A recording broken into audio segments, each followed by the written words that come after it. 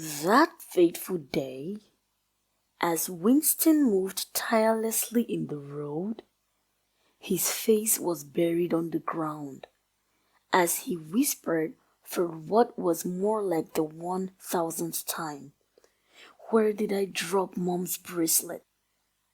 He could hardly see the pavement because of the tears that kept welling up in his eyes as he imagined the kind of punishment that awaits him at home. The 12-year-old had lost the feeling of acceptance the day Miss Angela stepped foot into their home.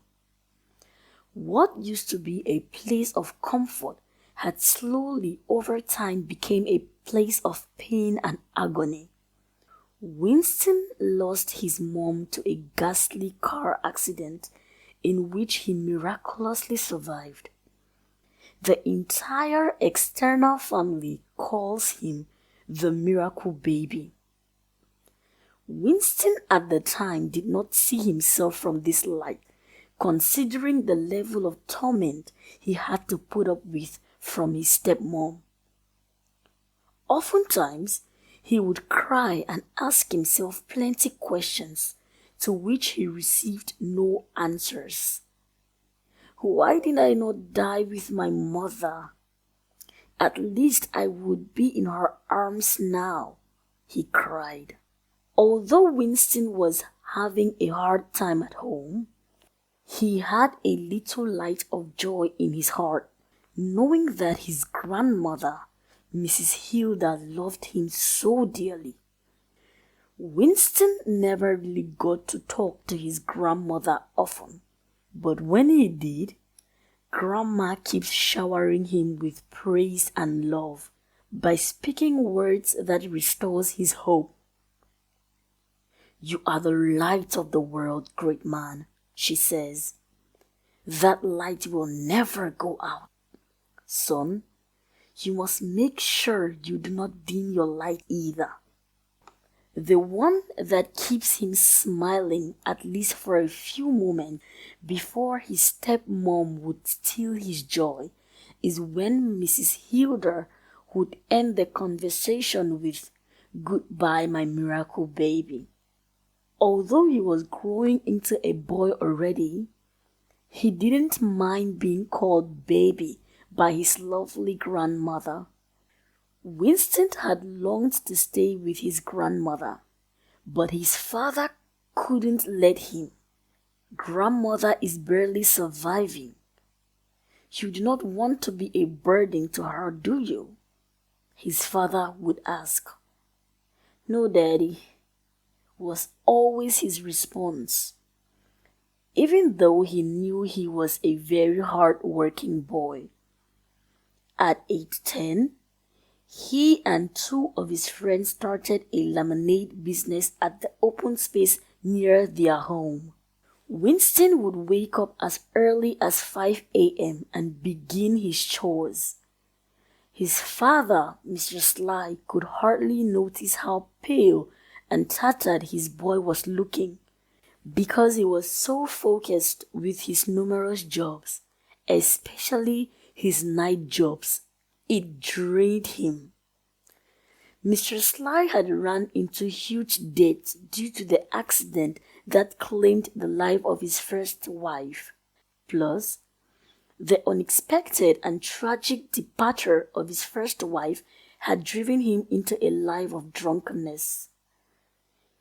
He began to see light again when he met Miss Angela, who, according to him, is the best thing that had happened to him after the death of his wife.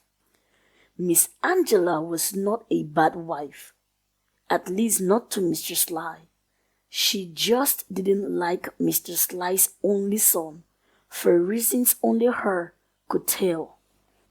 It was Miss Angela's birthday, and Mr. Sly got her a charming blue bracelet made of fine pearls. It was the most expensive gift Mr. Sly had ever given Miss Angela. He had saved up for long to buy it, and according to him, That bracelet was not just an ordinary birthday gift. It was a symbol of his love for her. Mr. Sly, being a quiet and loving man, planned a party for two, which ended up being a party for three, since they had a very tiny house and Winston had nowhere else to go. It was about 10 o'clock and all his friends were in their homes. In the course of the celebration, Mr. Sly made his intentions known to Miss Angela. He went, "Angela, my dear, you have been the light in my tunnel. You came into my life and lessened my burden. You made me hopeful again. You encouraged me to pick up the broken pieces of my life. And now that I am slowly mending myself, I'd like you to go with me on this journey of life. Thank you for seeing the gold in me when all I could see was mud." Winston, seated at the corner of the house and seeing everything that was going on, asked himself, "What is Dad doing? Does it mean I am officially going to have a stepmom? Like, am I going to start referring to this cruel good woman as Mom?" He was confused at the exact word to call her, because Miss Angela acts like an angel when she was with his dad, but he couldn't say the same for himself. As he battled with these thoughts in his heart, his father called, "Winston dear, you are going to formally have a stepmom. Isn't she a blessing?"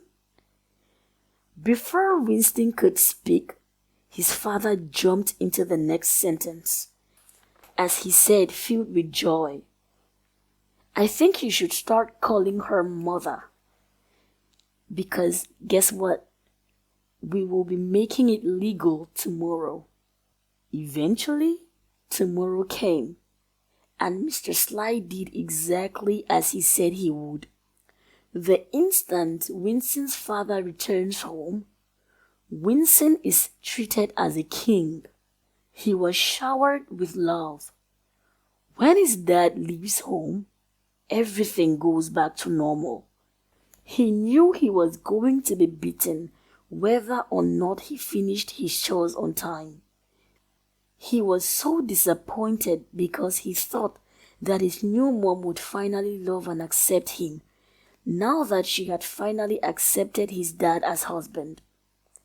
She would often say, "Winston, I will make you pay for everything you made me go through."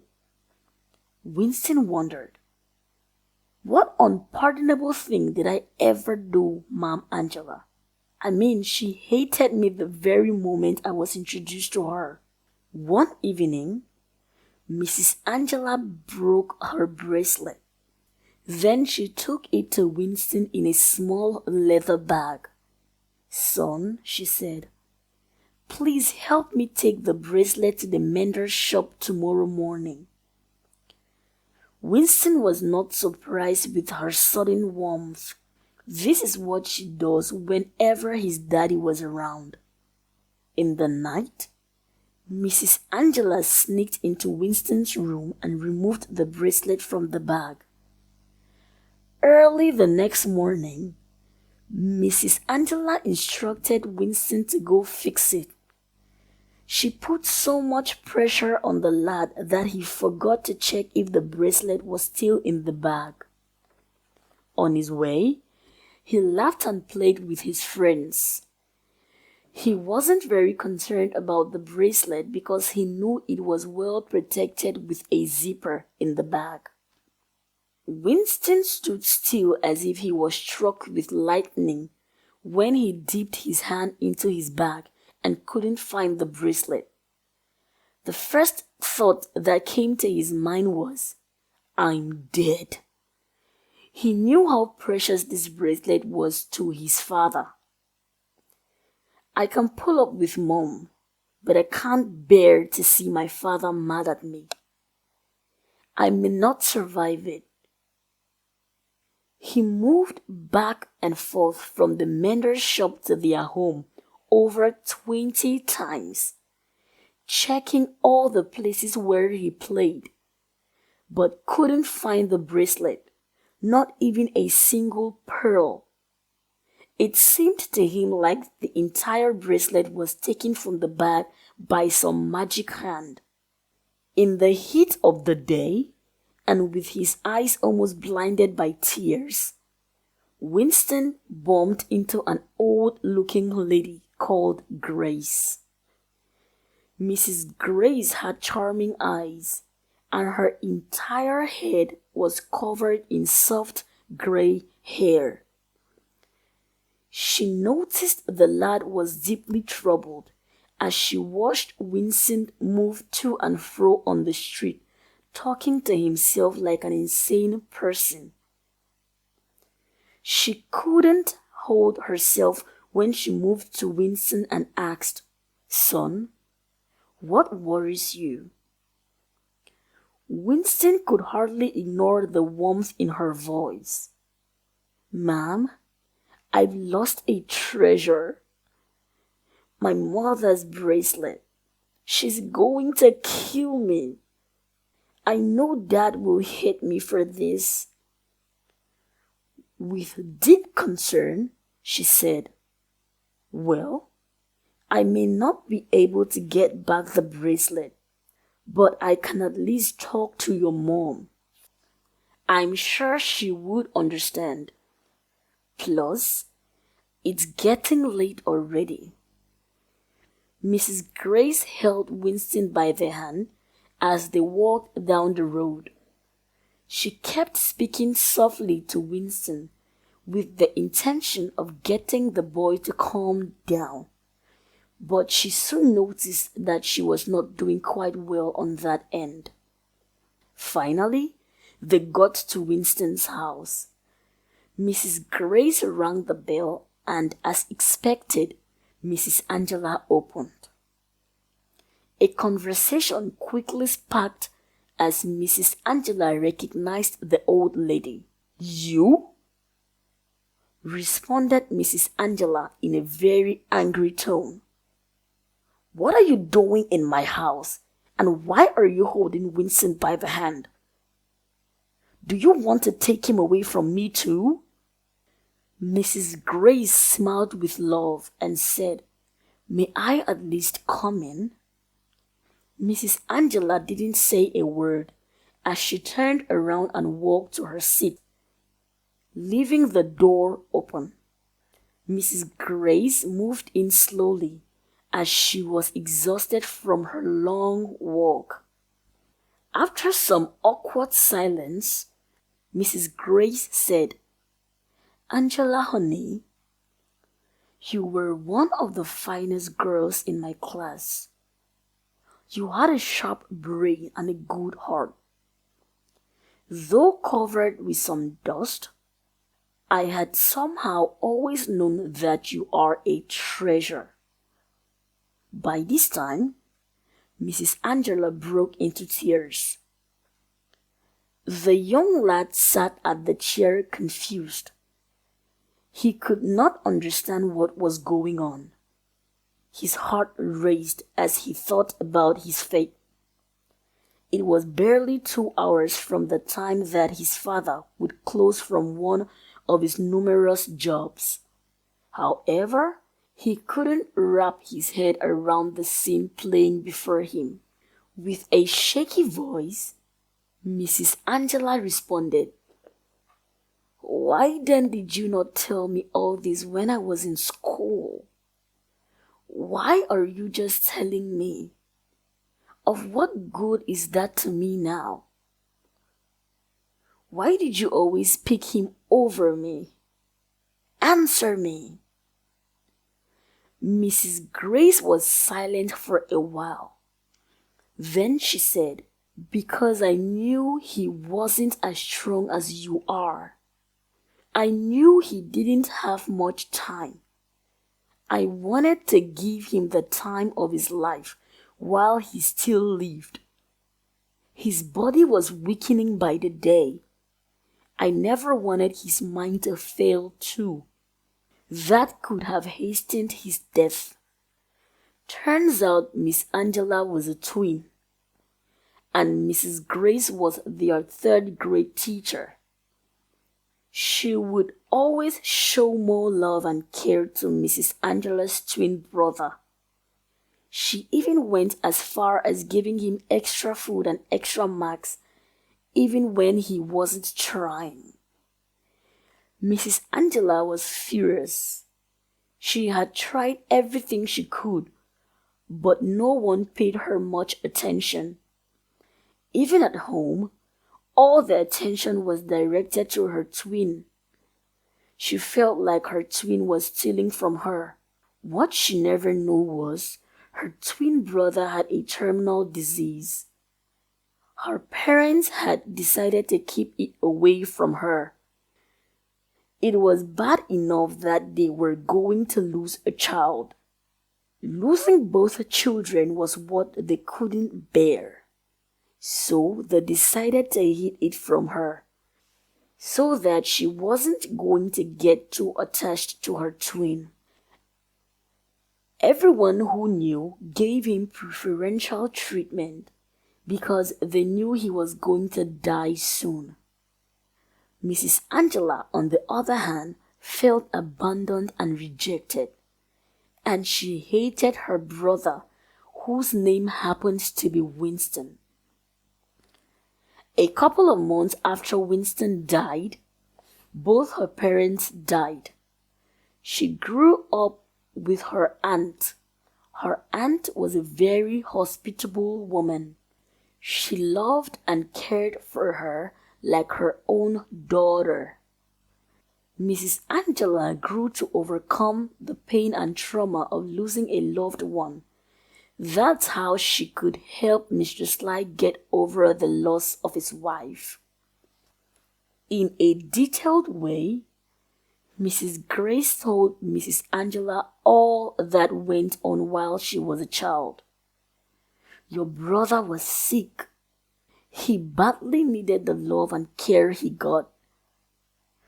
Mrs. Angela wept bitterly as she connected the dots. It all made sense now. Sitting still for a while, Mrs. Angela moved gently towards her stepson. Winston wasn't sure what was going to happen. Mrs. Angela hugged him deeply, with tears in her eyes. I'm sorry, son. I'm sorry. I'm sorry for the way I treated you. I couldn't help myself. I kept seeing my brother in you. I felt he had taken the love of my favorite teacher, Mrs. Grace, and my parents from me. Now that I had found love, I felt like he had reincarnated just to take my husband away from me. Forgive me, son. She hugged him more tightly and cried louder. For the very first time, Mrs. Angela said to Winston, I love you, son. I love you. I had always loved you. I was only terrified. Winston had seen his stepmom acting nicely to him in front of his dad. But this time, something was different. He could feel brokenness and genuine love. Winston forgave his stepmom. Mrs. Grace was later invited to join the hug as they all held each other expressing love. After that, Mrs. Grace, knowing her assignment was done, she asked to leave. Mrs. Angela and her stepson Winston walked Mrs. Grace to the door and waved her goodbye. That night, The family reunited. Mrs. Angela made a big feast, and they all ate. While Mr. Sly was eating, he knew something had happened, but he couldn't figure it out. The energy in the house that day was different.